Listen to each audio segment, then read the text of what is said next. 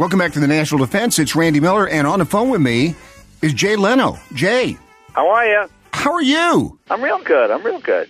You doing stand-up everywhere still? Yeah, I'm running around the country. We've been doing some USO shows, and, God, we've been to Afghanistan and Aviano Air Force Base and a bunch of places. So it's fun. So you, more than a lot of people, understand how important it is to connect with veterans and the deployed folks, right? Oh, it really is. And also when they get home, too, We've done some motorcycle rides. I like bikes, and Indian does a lot of stuff with the veterans. We've had, in fact, I just had the Marine One crew over at my garage. That was kind of fun. And, God, we landed a plane on the Stennis. They caught us with the hook. And, wow. Just a lot of fun stuff. We flew in the Osprey, and it was great. Everybody was great, and you realize they're all... When I was on the Stennis, there's 7,500 people on that ship, and the average age was like 19 or 20. Right, yeah. And, this whole... The Greatest Generation is great, but, any generation that serves is a great generation, and it's hard to say one group is better than another because you really can't, because anybody that, obviously lays down their life for their country, Sure. There's no more ultimate sacrifice than that. Hey, Jay, when you talk to these men and women in the armed forces, what kind of things do they talk about? Well, I'm real old and they're real young. It's hilarious because you realize I'm probably wearing jeans that I bought the year they were born. Right, exactly. Right. And, yeah. Now you would literally meet kids that were born at 9/11. And it's amazing. It's amazing. That's the first thing that strikes you, how young it is. Yeah.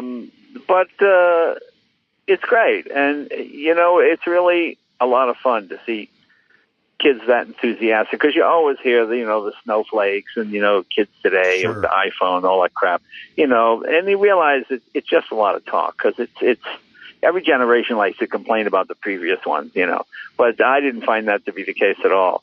I mean, when we were in Afghanistan, we were doing a show, and they were shelling the base while we were there. And wow, it'd be in the middle of the joke, and I mean, their bombing takes on a whole new meaning when you're yeah. Yeah. We did a thing one time where we flew in with 10,000 White Castle hamburgers into Panama 20 days after Noriega was captured. And now, was that for the enemy or was that for us? No, that was our side. That's for our side. You're right. It could have worked either way with White Castle. Yeah, I don't know what you're trying to do. Yeah. I'll tell you a funny story. I was at White Castle one day. I'm in Chicago, and I'm doing a show, and I come off stage at like 1, and my plane left. I was just flying out of there about 1:30, 2 o'clock in the morning. So we're on our way to the airport. We get near the airport, and I go, "Oh, there's a White Castle. Let's just stop and get a thing." So I go in, and there's a guy lying on the floor. He's got a knife in him, and they've got red tape. I mean, the white. What? Not white. I mean, the yellow police crime tape. Yeah. And the guy, and we had to walk around him to get our burger. Guys, just keep off to the side. We just don't want. It's a crime scene. We don't want to make it. But okay. You're right. Yeah, give me 2 burgers and a fry. It's hilarious. Guy lying on the floor. Oh, all right. Welcome to Chicago. So you hadn't met the new White Castle mascot yet? No. Okay, No. all right. Jay, I saw you. We're based in Kansas City, Missouri. I've seen you a couple of times here in Kansas City, and it's just amazing to me how just every decade, I mean, your comedy just stands up so well, and it's so mass appeal, and I know you get tired of hearing it. It's so clean. It's good. It's just amazing to see, and the intellect that takes to continue that is pretty special. Well, not really. It's just jokes, but it's right. Fun. Yeah. It's a fun way to make a living, and believe me, it's nowhere near what these men and women do. So to even say put it in the same show, it doesn't really seem right. I've got a couple of West Pointers in my family, and my uncle was a full-time he was a lifer in the Army. So it's pretty cool.